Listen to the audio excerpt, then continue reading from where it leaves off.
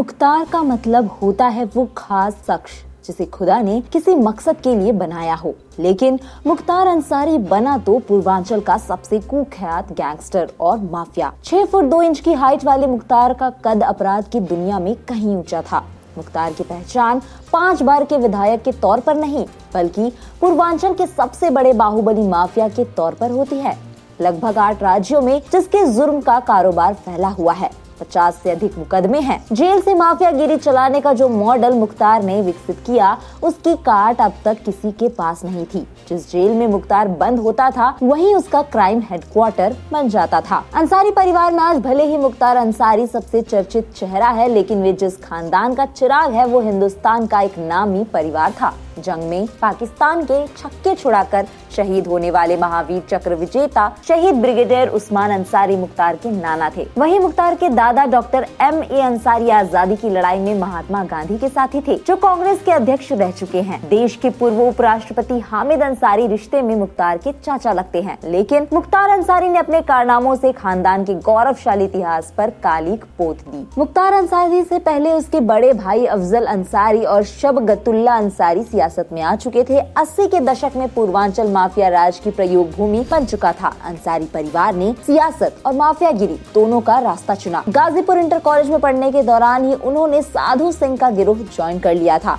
वे पूर्वांचल में माफिया राज के दिन थे, लेकिन मुख्तार किसी का चेला बनने नहीं आया था। इसी दौरान मुख्तार की दुश्मनी ब्रजेश सिंह से हुई, जो दूसरे गैंग का चेला था। कॉलेज के दिनों में शुरू हुई इस दुश्मनी को पूर्वांचल के खूंखार गैंगवार में तब्दील होना था। जल्द ही मुख्तार और ब्रजेश सिंह के अपने गैंग बन चुके थे। उसने सरकारी ठेकों को दबंगई से हथियाने का फॉर्मूला निकाला। 90 के दशक में मुख्तार अंसारी की पहचान बड़े भाई अफजल की छवि से ज्यादा बड़ी हो गई। बाहुबली की छवि बनाई तो साथ ही वो रॉबिन हुड की इमेज भी कायम करने लगा। अपराध की दुनिया में डूबे हुए मुख्तार को मालूम था कि सियासत का सहारा ही जुर्म के उसके धंधों को संरक्षण दे सकता है। परिवार की सियासी विरासत भी थी और मुख्तार की आपराधिक छवि भी। वो दौर राजनीति के अपराधीकरण के नंगे नाच का दौर था। 1996 में मऊ से मुख्तार अंसारी ने बसपा की टिकट पर चुनाव लड़ा और जीता। इसके बाद लगातार 5 बार वहां से चुनाव लड़ता और पार्टियां जीतता गया। पार्टियां बदली लेकिन चुनाव के नतीजे नहीं बदले। गुजारा विधायक निधि के फंड से तो होना नहीं था,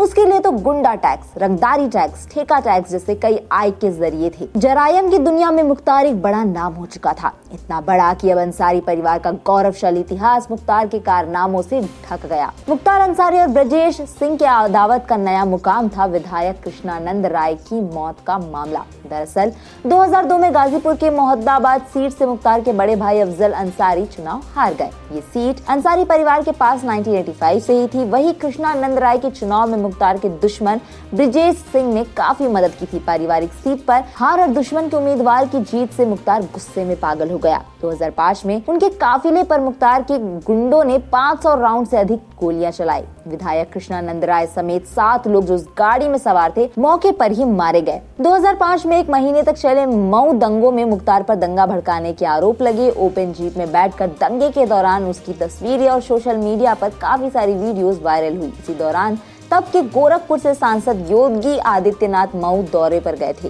योगी के काफिले पर भी हमला हुआ, गोलियां चली। योगी इस हमले में बाल बाल बच गए। कहा जाता है कि यहीं से मुख्तार और योगी आदित्यनाथ के बीच दुश्मनी की असली शुरुआत हुई। मुख्तार का जेल से पुराना नाता था। लगभग 60 साल की उम्र है मुख्तार की, जिसमें 20 साल से अधिक समय वो कई मामलों में जेल में बिता चुका है। रंगदारी के लिए व्यापारी नंद किशोर रुंगटा के अपहरण और हत्या का मामला हो या फिर कृष्णानंद राय मर्डर केस हो, जिस जेल में मुख्तार बंद था उसके जेलर को ही जान से मारने की धमकी देने का मामला हो, सजा होती रही, वो जेल जाता रहा, लेकिन उसके जुर्म का कारोबार फलता फूलता रहा। मुख्तार ने जेल से ही अपने अपराधों को अंजाम दिया। उसने जेल से गैंग चलाने का पूरा नेटवर्क बना रखा था। उनमें 50 से अधिक मामले दर्ज थे। 16 मामलों की सुनवाई चल रही थी। अलग अलग मामलों में उसको सजा भी मिली है। इसमें से एक मामला है जेल सुपरिटेंडेंट को जान से मारने की धमकी देना। अब मुख्तार के परिवार भी योगी सरकार के शिकंजे में है।